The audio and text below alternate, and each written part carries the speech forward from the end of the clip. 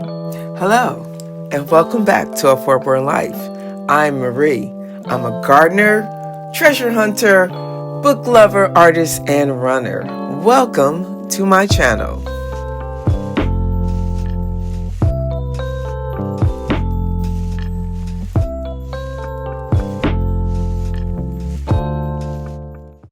I do need to show you what I call my art studio. Yes, I have an art studio. I'm gonna show it to you one day. Right now it's a tad overbearing, because one thing about being an artist is that you want to leave all of your stuff where it's at, so when you come back you can use it, right? But on the other hand, I'm very like OCD, and I want things in its place, and I want everything to be neat. And this has always been a dilemma for me. And so, at first my husband's office was going to be my library art studio. So if I still have the pictures or a video of it, I'm going to pull it up showing you I was creating my library studio. And when I did that, I could not stand coming in there and looking at the mess. And so my husband, as a matter of fact, was getting messier and messier, because at first his office was outside in the shed. We didn't keep any kind of like lawn equipment or anything like that. The shed was his office. He had a computer out there. He could go out there and be as messy as he wanted to be. But then he started moving stuff into the garage, and then from the garage it went to the den, and then it was spreading in the den, and it was creating arguments, because he would sit something down and he told me he was going to move it. Well, if you don't move it within a week, guess what I'm going to do? I'm going to move it. And when I move it, you know that, ladies, you know that's going to create an argument, right? So I just gave him my whole library office, and I took a small portion of it and created my art studio, and I'm going to show it to you, but probably not in this video. Let's have some book talk. He was also saying that he was going to take me to Barnes & Noble, my favorite place to go. Other than going to the thrift store to buy books, I love to go to the bookstore and look at books. Sometimes there's a book I want to read, and I go look at the price, and it's like, man, I don't want to pay that price. But there are other people out there who will go buy a book full price, read it, and donate it to Goodwill. And so, if I'm patient, patience is a virtue. If I am patient enough, that book usually makes its way to Goodwill. So, I had been wanting to read that book, Where the Crawdads Sings, and I went and I looked at the price, and I was like, everybody was ranting and raving over it, how great it was, and it was like I didn't want to pay the full price. And guess, lo and behold, I found it at Goodwill, and I was able to read the book, and I did really enjoy it, and I couldn't put it down until I finished it. And so, and then they came out with the movie, which was pretty good, because you know I'm like a book movie critic person. I thought they did pretty good with the book, turning it into a movie.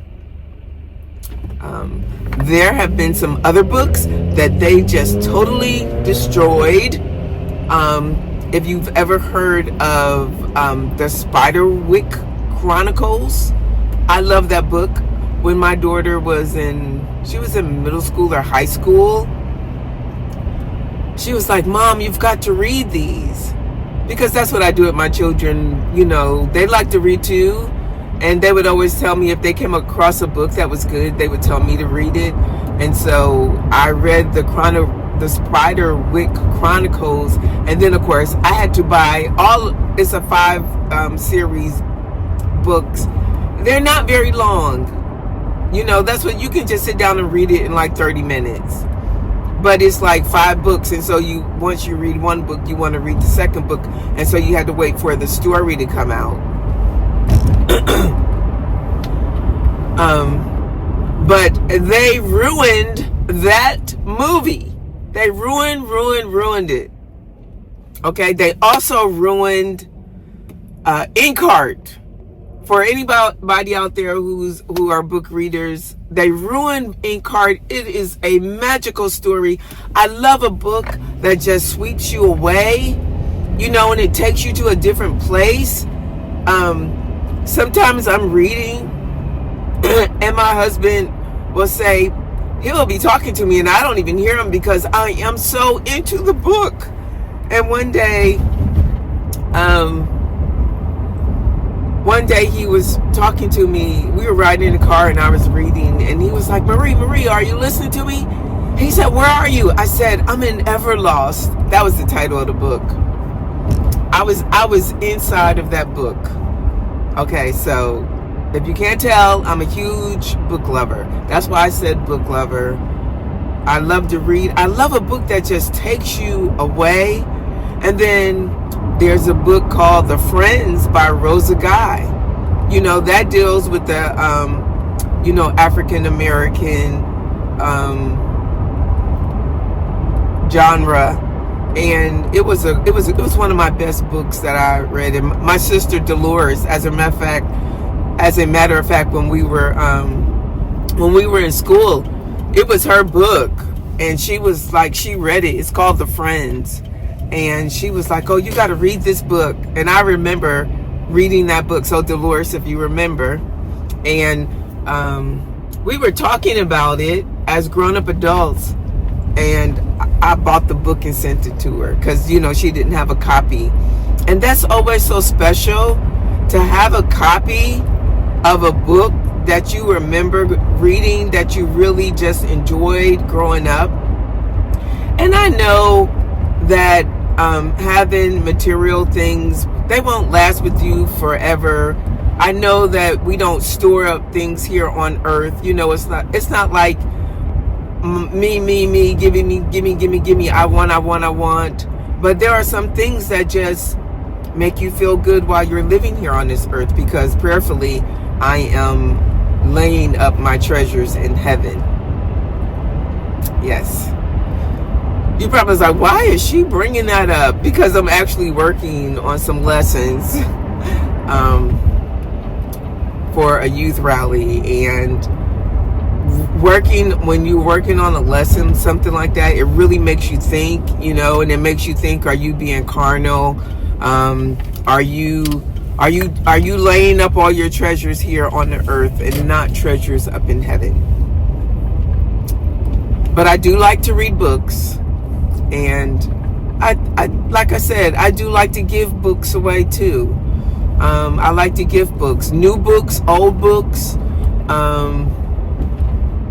My dad has a favorite cookbook, Princess Pamela's Southern Cookbook or something like that, and it was all in the shreds, and I bought him another copy of it. But you know what? He liked his old raggedy copy. Sorry, Dad. He liked his well-loved copy of that book, and he gave me back the copy that I bought him, and I probably should have kept it, but my husband took the book and he sold it on eBay. And he got a really good, pretty penny for it, because it is like one of those, what do they call it? Out of print books. Yes. My glasses, why do my glasses look so foggy? I don't know. Or is it just, it's not enough light because the sun is going down. I'm so late. My husband is probably not going to want to go anywhere because it's so late. And then I'm driving slow, driving home, talking about books. Okay.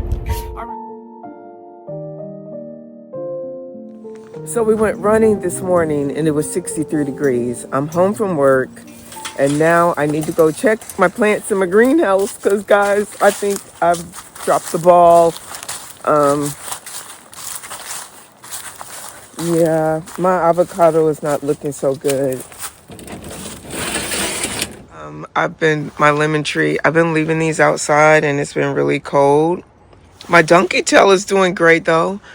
And the crown of thorns still have some leaves on them, but It's supposed to drop down. Uh-oh. This look like it's shot. Oh, hopefully it'll come back. Like I said, we kill it every year. My husband was supposed to come out here, and he did not. So I'm going to put these in the garage. Yeah, but you know, this has happened before with my avocado because it doesn't like Georgia weather. But it's been coming back every year, so this has, you know, the leaves have come back, but I need to get it protected.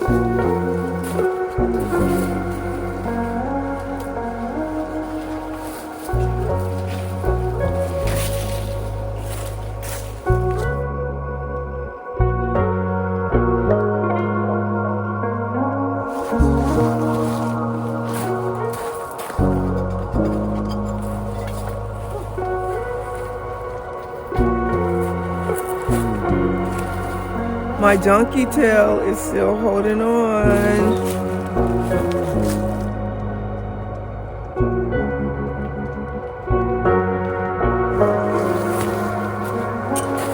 I don't know if I need to take in this birds of paradise. I guess I'll put it in. I'll take it also. I don't know if I can get that lemon tree out by myself.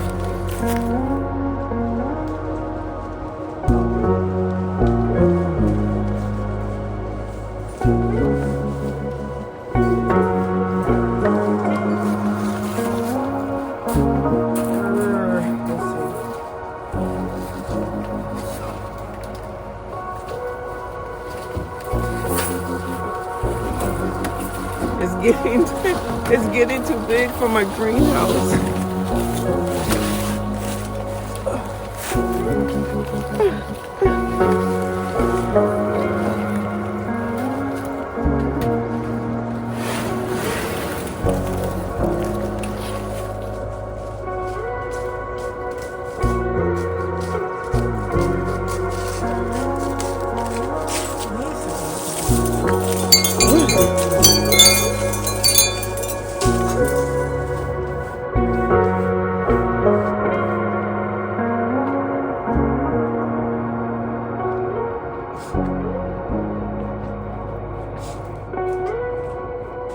It's cold out. It's definitely cold. And it's cloudy. No blue sky in there. Hill is still looking okay. Here are my collard greens. Not the best. Spring is around the corner when my garden looks its best.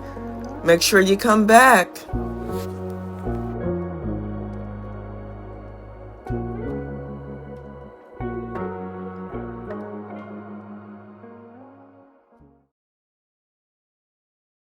Don't forget to like, share, subscribe, and hit that notification bell so that you don't miss my next video. Thank you for watching.